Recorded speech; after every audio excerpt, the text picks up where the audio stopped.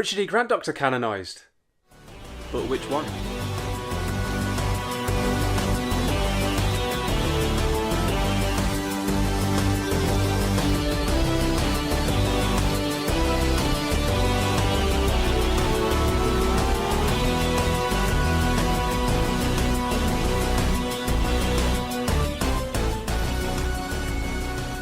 Hello, my name's Chris, what's yours? Welcome back to my channel, where alongside doing a Doctor Who marathon from the very beginning, I am also sharing immediate thoughts after each new episode airs. Last night, early hours of this morning, was Rogue, and I I like this one on several levels, not least because the inclusion of Richard E. Grant's face in the parade of Doctors' faces strikes me as the cheekiest thing in the whole episode, and it was a pretty cheeky episode, to be honest. But I just love that this is an episode that it's got a whole audience of people that that would mean nothing to, but they put it in knowing full well that hardcore fans are going to be analysing Richard E. Grant's face. I'm not entirely sure it's there for any other reason beyond that. You can argue whether or not the toy maker is the quote that he made a patchwork of the Doctor's history or a jigsaw puzzle or something. He said that in the giggle. And whether or not that now means that non-canon Doctors are now canon. I think maybe that would have had some weight if you also saw Peter Cushing's face and some of the other Curse of Fatal Death Doctors. But to have Richard E. Grant's face pop up and nobody else's, I don't know. I loved it. I thought it was quite a bold thing to do. And again, I'm not entirely sure there's any reason for it beyond the fact that it's just going to get the fans talking. I mean, it's the thing I've led this video with. I personally, I really like the Shalka Doctor. If it's the Curse of Fatal Death Doctor, then where are the other ones? But if it is the Scream of the Shalka Doctor, then I'm all for that. We can try and work out where he fits. Some people will say that it's implied now that the Richard E. Grant Doctor is a pre-Hartnell timeless child Doctor, but the existence of the Master in the Scream of the Shalka kind of will disprove that for me. So, the fact that it's there means that we can now speculate and come up with loads of fun, cool theories for it. And I love Rogue for that. I love Rogue for a lot of different reasons as well. It's a fairly light and fun episode, exactly when we needed one. It's right before the two-part finale, and it comes directly after that ending for Dot and Bubble, and 73 Yards as well, which put Ruby through the ringer. So its placing in the season means that it was always going to be a certain type of episode. But even above and beyond that, it still delivered for me. It was a fun story. The monsters were, yes, silly, but knowingly so. It felt quite self-aware in that regard, and then I can just sort of get swept up and enjoy the romp. The presence of Rogue, the fact that the episode was named after him, it is sort of, he is an important character, of course. Whether or not we'll see more of him going forward, I don't know. I don't really mind either way. If he's a one-off character, then he worked as that. If he's a recurring character, then I do think there needs to be a bit more care paid to him. And that's not to say there wasn't any in this episode. It's just that if a guest character is going to sort of make that transfer from guest character to recurring, it doesn't just mean that you can just rely solely on that first appearance. Let's take, for example, River Song, who, if Rogue becomes a recurring character, will feel a little bit of that mould, the sort of romantic interest for the Doctor that we see occasionally. If Rogue does become a recurring character, River Song's quite a good example in terms of potentially one-off appearance in the Silence of the Library two-parter, when we saw River Song again, they weren't just relying on that one appearance. There was things that it was built on, basically, and I think that if Rogue becomes a recurring character, we do need that care put in to justify Rogue becoming a recurring character. The reason I think I can see it, and I wouldn't be like super averse to seeing Rogue again, is that the chemistry between Jonathan Groff and Ncuti was very, very strong.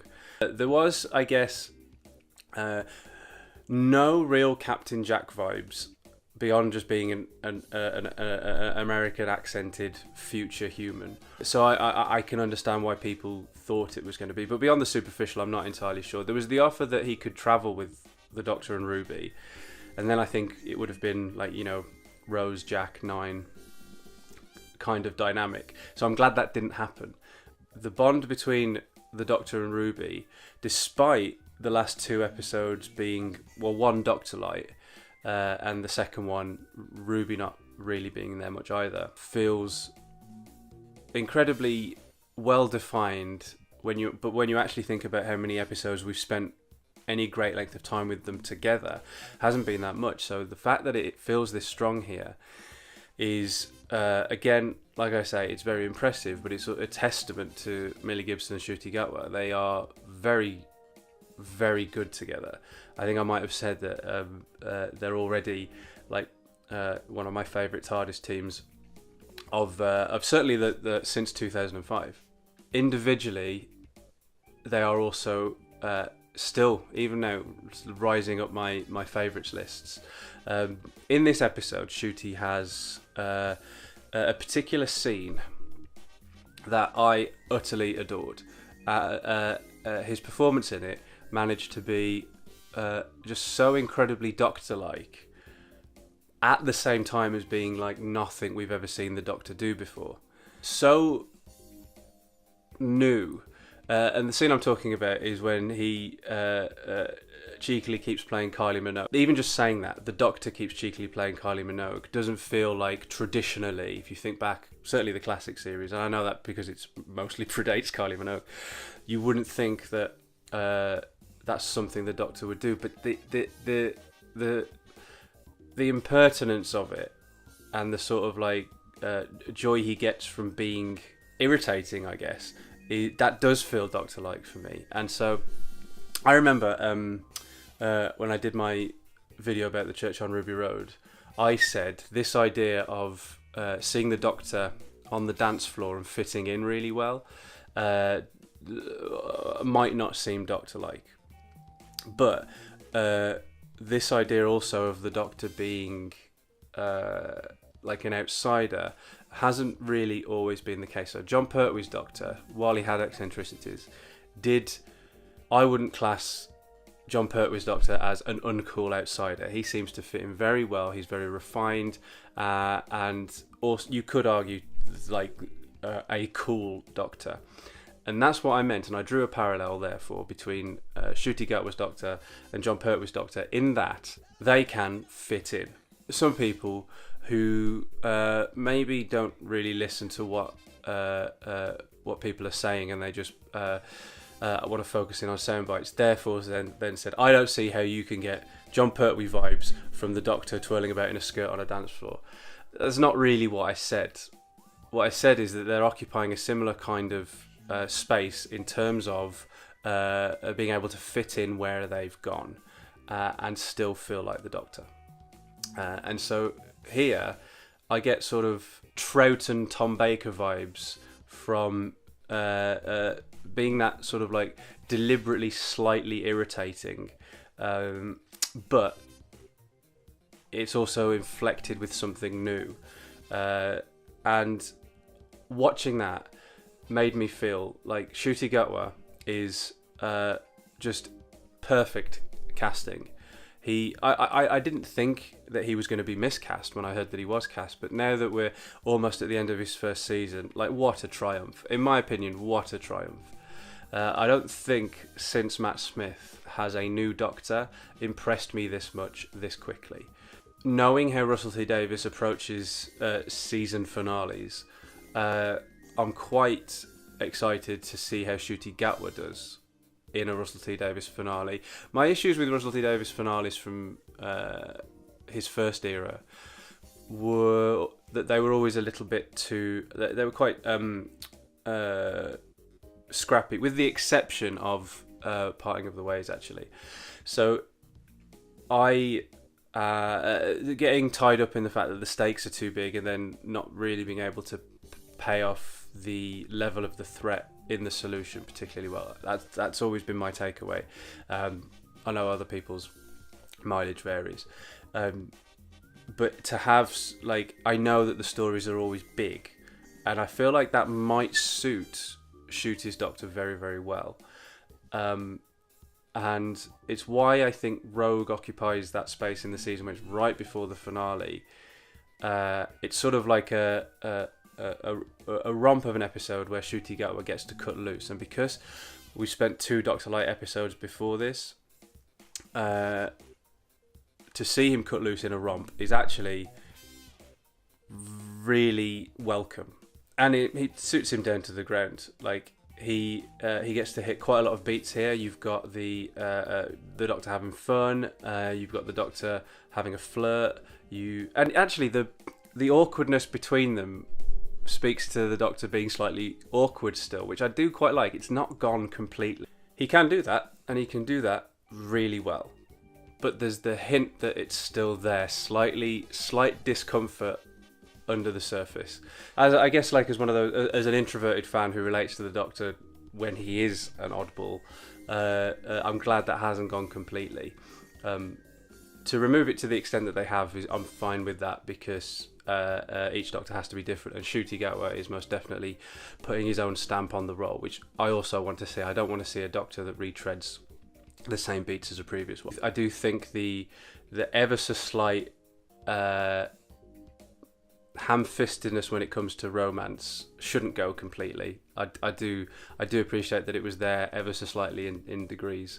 He got to do that, and he got to do, like, fierce retribution as well. While it might slightly be a little bit out of character, that the Doctor's glad that the children have got long lifespans so that they can suffer for what he thinks they've done to Ruby, is like a bit of a jolt. But at the same time, though, that's why those moments land, because if the Doctor says something like that, where you know he means business and you know bloody hell the gloves are off, it's affecting, and so, you know, when those moments happen, that's why they land, and he pulls that off incredibly well as well. So you've got angry Doctor, romantic Doctor, cheeky fun Doctor, and in a way I think this is the best showcase so far for Ncuti Gatwa in the role as the Doctor.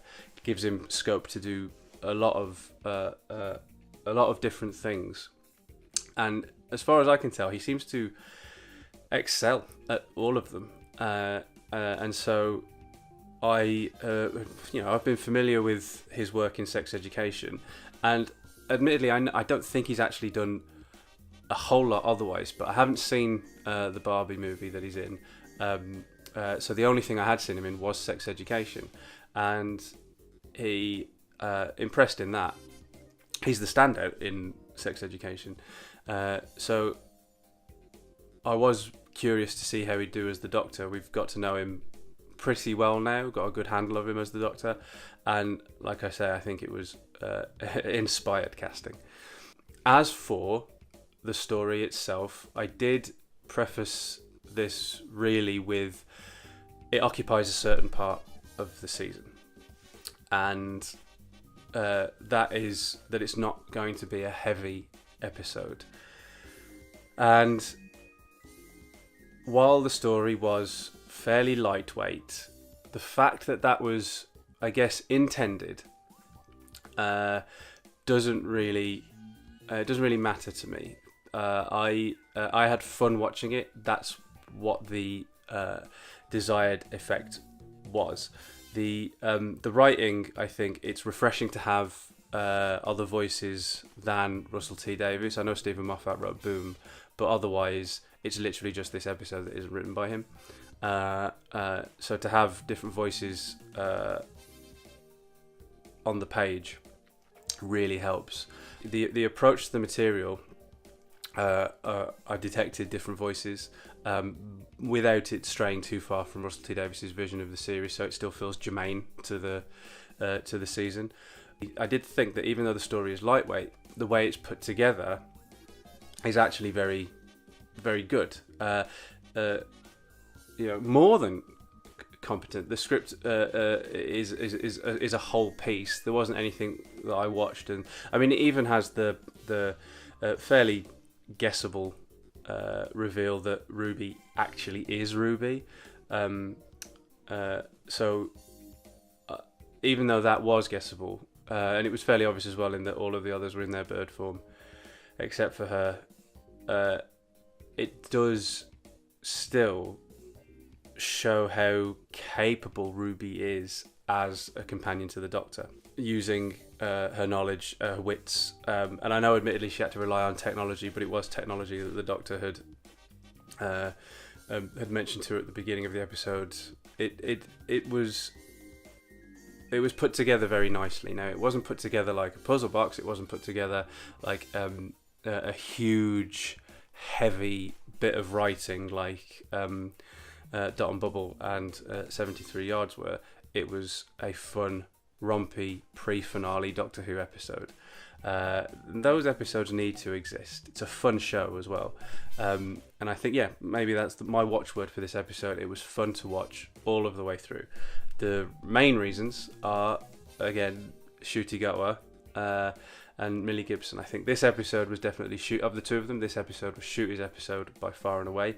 And after 2 weeks of the Doctor largely being absent, it's nice to see the Doctor come back in and lead the show again. And it's made me excited for the finale. And I think the lightweight nature by design of the episode is, I think maybe even calling it lightweight is insulting to the episode, but I hope you know what I mean. It's a fun, rompy one, occupying a certain place in the series. It is not designed to be heavy. So while light implies slight, I don't think it's slight. I just mean that it's not a heavy episode on purpose. Even though it has that vibe, it is the sort of like lighter episode. It's almost as if they then were like, we need to throw something else in there for there to be a big discussion about, which is why they put in Richard E. Grant's face. And I love the fact that it's just there. Let's forget about the reasons. Let's forget about whether or not it's foreshadowing anything. The fact that they were like, let's put Richard E. Grant's face in there is just like the audacity of that. Knowing that it wouldn't mean much to a lot of viewers. And let's be real about, you've got casual viewers, but you've also got casual fans as well. You've got people that like Doctor Who a heck of a lot, but they aren't hardcore fans like some of us are.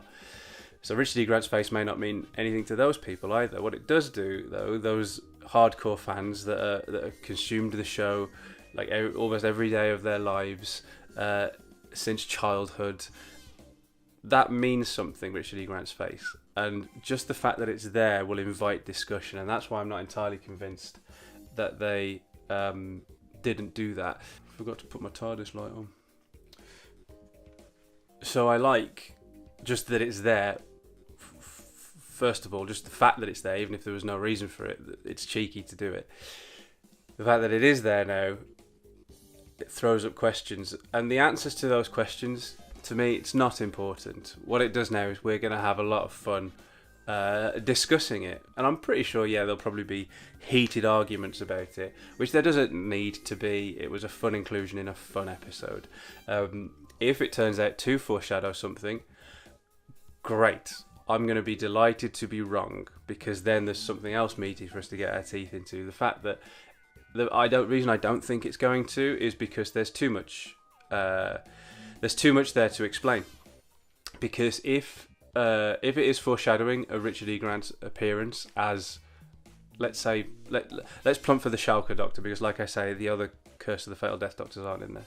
If it's signalling an appearance of the Shalka Doctor at any point, not even just sort of like a substantial performance by Richard E. Grant, but just the fact that he's going to take his place now in the line of Doctors, no one is going to care beyond the hardcore fans that know that this is a reveal and an upheaval of established canon. No one's going to care about the explanations. If they have to explain it to hardcore fans, casual viewers are going to switch off. So it's just like a cheeky little thing there. Now we do know coming up is the this secret new Tales of the TARDIS episode, which, you know, maybe it's saved for that. Who knows?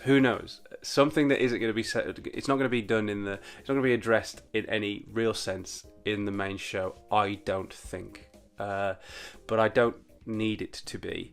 Even if it's never mentioned again, the idea that Richard E. Grant's face popped up becomes like something for us to work out why and ponder and speculate, and that's one of the most exciting things about being a Doctor Who fan. And I think of all 3 showrunners since 2005, Russell T Davies is the one that understands that the most, which is why some of the stuff he teases doesn't really ever come off in a way that he implied, because he knows that the fun is in the speculating. And yeah, sometimes that has led to me being disappointed.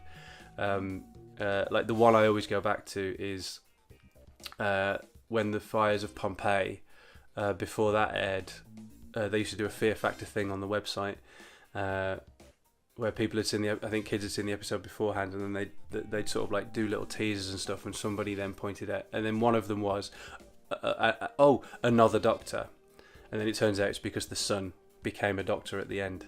But things like that, this production team are aware that engaging the fan base means teasing them and giving them things to speculate about. And I honestly think that the inclusion of Richard E. Grant's face, which, put it this way, right, I am a hardcore fan who really enjoyed the episode Rogue.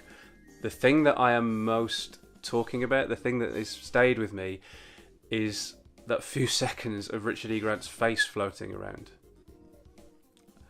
So it's there, I think, for that reason, for people like us to latch onto, to speculate and have fun working out why. You know, it gives us more Doctor Who, in essence. Like, we've now got the Scream of the Shalka. Wouldn't it be great? And I read, I think, I'm so sorry, I can't remember her name, but I think she's a big Finnish cover artist who is sort of adamant that because the presence of the Master means that the Shalka Doctor can't be a pre-Hartnell timeless child Doctor, could be between 2 and 3 sent off on between 2 and 3. I could buy that. It would imply that's why the Master is there, possibly. But the thing is, it's made me want to go and rewatch Scream of the Shalka. I haven't watched it in a while, and I loved it. I've got really fond memories of watching Scream of the Shalka, like at a snail's pace, trying to download it, trying to get it like to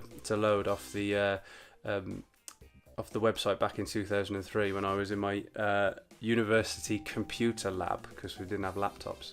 I used to walk down there. I used to miss nights out because I was watching Scream of the Shalka. So that, even just sort of like stoking that memory is why I responded so positively to seeing, you know, that Doctor. And I'm going to lay my cards on the table. I think it's the Shalka Doctor. I do, definitely. Seeing the Shalka Doctor in that lineup is like, it wasn't just a Leonardo DiCaprio pointing at the screen. It was a pause, rewind, watch it again. Oh, that is Richard E. Grant.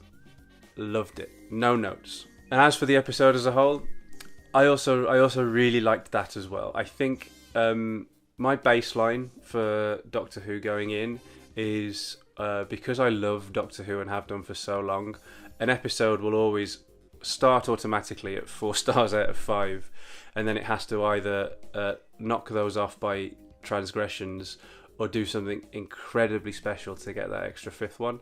And Rogue didn't do either of those things. So no, it didn't give me anything sort of like massively exciting to bump it up to a full 5 classic episode. But it didn't do anything to knock off that 4th one either. This was solid Doctor Who from start to finish, and I had a great time watching it. And I don't think, beyond Richard E. Grant's face for a few seconds, I don't think there's anything really in there to super get your teeth into, to analyse. It was just an episode to enjoy. It was popcorn Doctor Who, and it did it fantastically.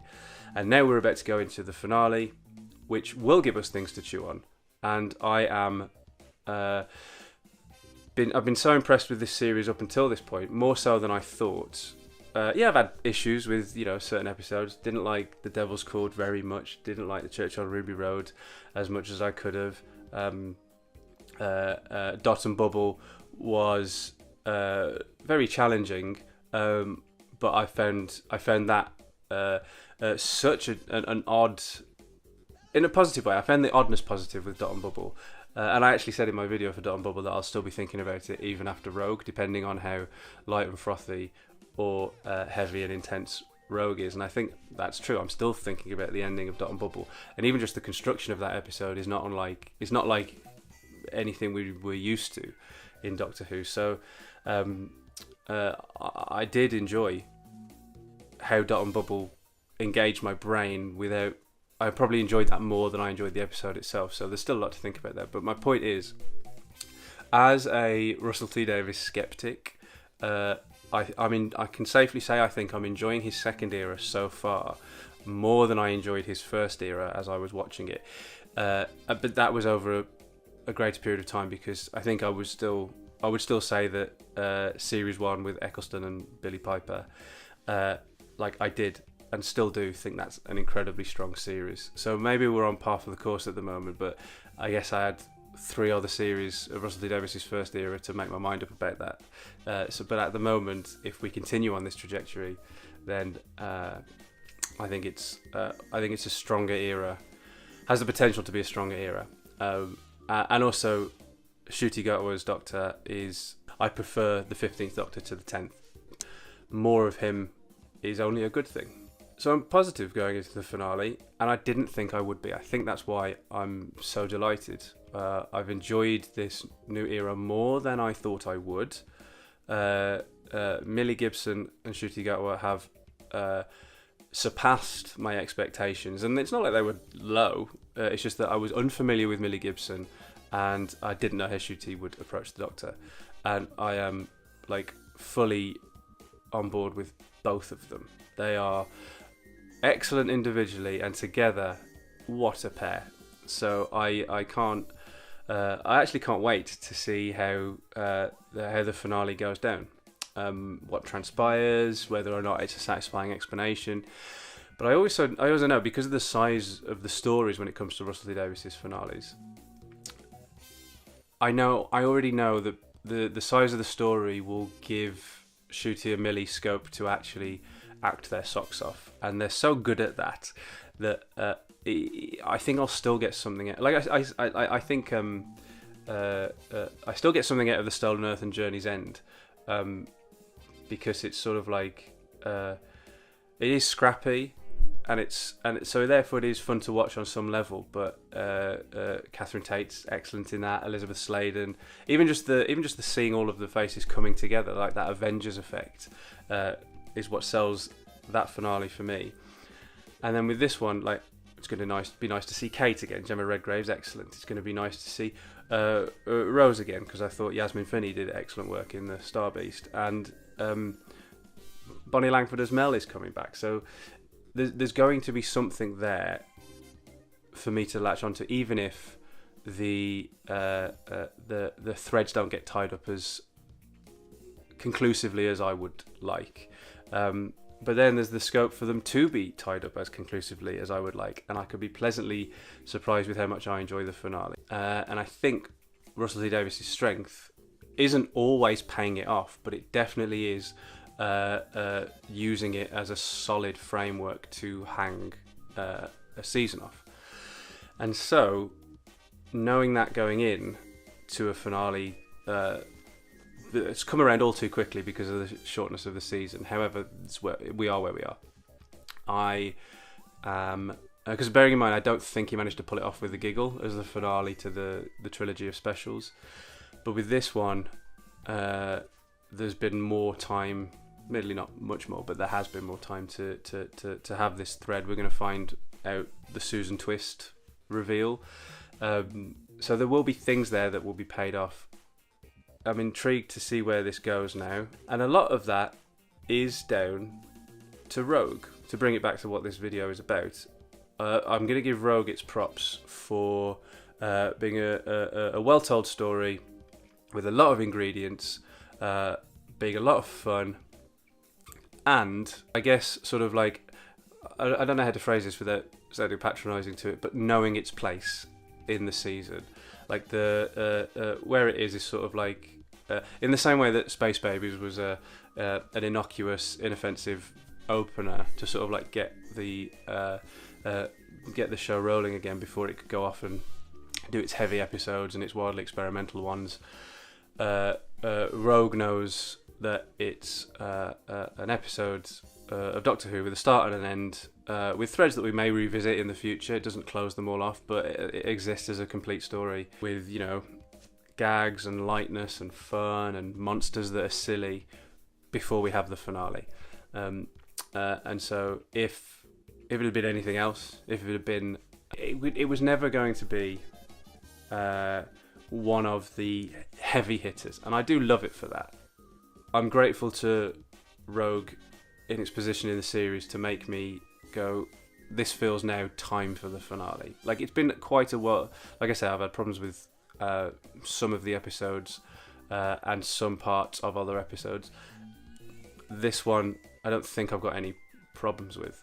At the same time as not thinking it's like utterly stone cold perfect. But it is such a strong episode of Doctor Who at what it does that I am now ready for the finale. So those are my thoughts on Rogue. Thank you for watching. As ever, if you enjoyed it, please do share it around and give it a thumbs up. That always helps. Do go and check out my marathon of Doctor Who from the very beginning. The next video for that will be the season 8 finale, and then we're going to be starting almost hitting the halfway point for John Pertwee. So if you don't want to miss any of those, do hit the subscribe button, clang the cloister bell, and I'll see you soon.